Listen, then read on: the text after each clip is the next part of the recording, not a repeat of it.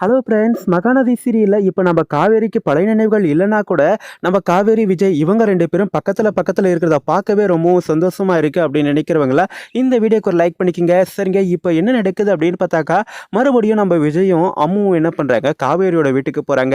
அவங்க வீட்டு வாசலில் போயிட்டு அந்த டோரை திறந்த உடனே குட் மார்னிங் மிஸ் அப்படின்னு சொல்லிட்டு நம்ம விஜயும் அம்முவும் வந்து அவங்களுக்கு வணக்கத்தை வச்சு, எதுக்கு நீங்கள் இங்கே வந்திருக்கீங்க அப்படின்னு சொல்லிட்டு நம்ம காவேரி வாயை திறந்து கேட்கறதுக்கு முன்னாடியே வந்து நம்ம சாரதா இருக்காங்களே அவங்க வந்து, ஏய் ஏன்டி இங்கே நின்றுட்டு இருக்க, கொஞ்சம் வழி விடுறி அப்படின்னு சொல்லிட்டு, அம்மு உள்ள வா, நீங்க உள்ள வாங்க அப்படின்னு சொல்லிட்டு அவங்க 2 பேரையும் உள்ள கூட்டிட்டு போக, நம்ம அம்மு வந்து காவேரி கூட விளையாடிட்டு இருக்காங்க. அடுத்த கட்டமா இங்க என்ன நடக்குது அப்படின்னு பார்த்தாக்கா, நம்ம விஜய் நேரடியா வந்து கிச்சனுக்குள்ளே போயிட்டாங்க. கிச்சனுக்குள்ள போயிட்டு நம்ம சாரதா அம்மாவுக்கு வந்து சாப்பாடு செய்யறதுக்கு வந்து ஹெல்ப் பண்ணிட்டு இருக்காங்க. அவங்க என்ன சொல்லிட்டு இருக்காங்க, இங்க பாருங்க, இந்த சிக்கனை வந்து பொரிச்சிடலாமா இல்ல குழம்பு வச்சிடலாமா அப்படின்னு சொல்லிட்டு நம்ம விஜய் கேட்க, அது பொரிச்சாதான் நல்லா இருக்கும் அப்படின்ற மாதிரி சாரதா சொல்லிட்டு இருக்காங்க. என்ன நடக்குது இங்க, இவங்க யாரு, எதுக்காக வீட்டுக்குள்ள வந்து இவ்வளோ அக்கப்போர் பண்ணிட்டு இருக்காங்க. ஏதோ இந்த அம்மு நம்ம வேலை பார்க்குற ஸ்கூல்ல ஒரு ஸ்டூடெண்ட்டாக இருக்கா, அதனால நல்ல நல்ல விதமாக பழகணும். ஆனால் இவங்க என்னடானாக்கா, முதல் நாள் வந்தாங்க கோயிலுக்கு கூட்டிகிட்டு போனாங்க, அடுத்த நாள் வந்தாங்க கிச்சனுக்குள்ளே நுழைஞ்சிட்டாங்க.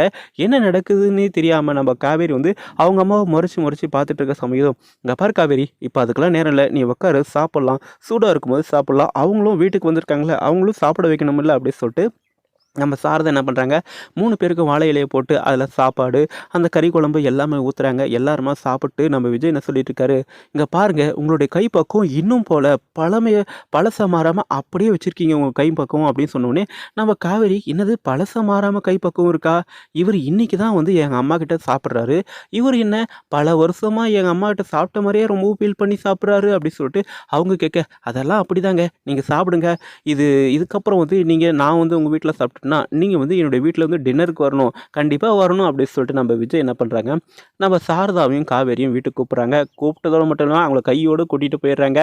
அங்கே போயிட்டு நம்ம விஜயோட தாத்தா இருக்காங்களே அவங்களுக்கு வந்து இன்ட்ரடியூஸ் பண்ணி வைக்கிறாங்க.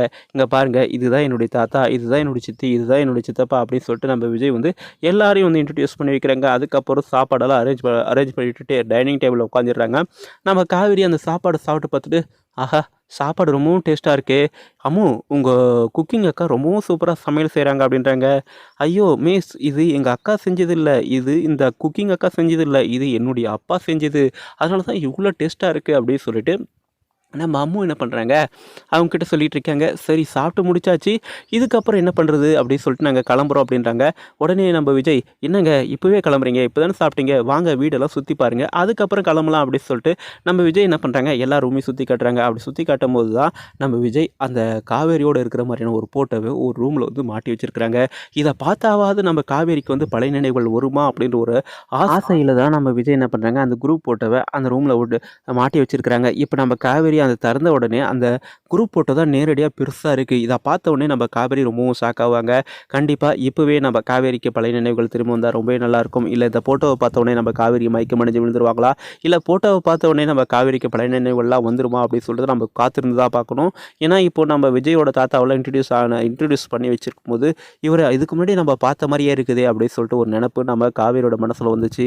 இப்போ இந்த ஃபோட்டோவை பார்த்த பிறகு நம்ம காவேரிக்கு பழைய நினைவுகள் சீக்கிரமாக திரும்பி வரணும். நம்ம விஜய், அம்மு, காவேரி 3 பேரும் ஒன்றா சந்தோஷமாக வாழணும்னு சொல்லிட்டு தான் நான் நினைக்கிறேன். நீங்கள் என்ன நினைக்கிறீங்கன்னு சொல்லிட்டு உங்களுக்கு எதிர் கருத்தில் இருந்தால் கமெண்ட் பண்ணுங்கள். அதுக்கு முன்னாடி நம்ம சேனலுக்கு இப்போ தான் முதல் முறையாக வரைக்கும் நான் சப்ஸ்கிரைப் பண்ணிக்கோங்க. தேங்க்ஸ் ஃபார் வாட்சிங். நன்றி. மீண்டும் நாளை சந்திப்போம்.